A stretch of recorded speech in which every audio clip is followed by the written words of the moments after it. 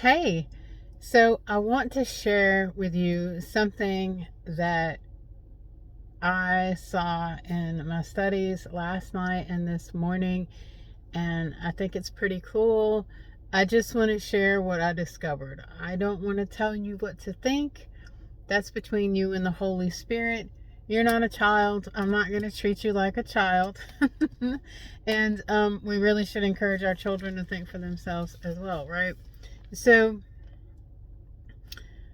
first we're going to go to John, okay? And so pause and get to John. All right, so now that you're in John, go to chapter 6. Now, John chapter 6 is the only chapter 6 in the entire 70 books of the Bible. Yes, there are 70. Psalms is supposed to be 5 books. It's originally 5 books, not one.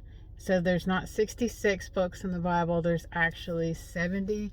That's a big deal when you know numbers biblically and what that symbolizes to God and mathematics and science and things. So 70, there's 70 books, but go to John chapter 6. And John chapter 6 is the only chapter that I'm aware of that has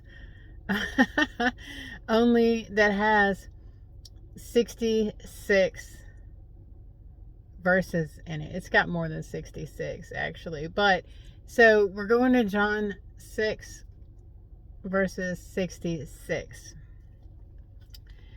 And it says in John 6:66, from that time many of his disciples went back and walked no more with him.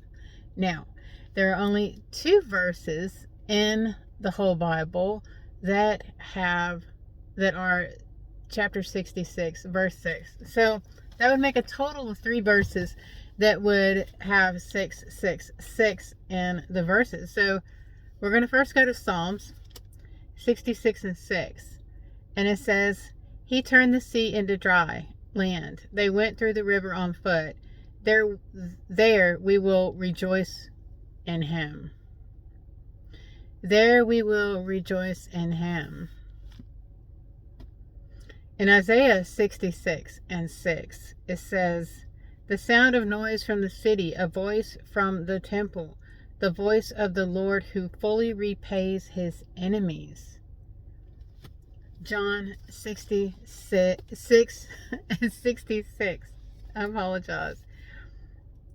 From that time, many of his disciples went back and walked no more with him. Okay, in Revelation 13:18, where John, the one who wrote John, is telling us to have wisdom about the matter,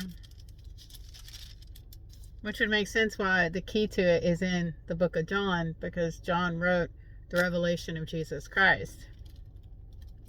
Because he had the most revelation of Jesus, because he knew that Jesus loved him.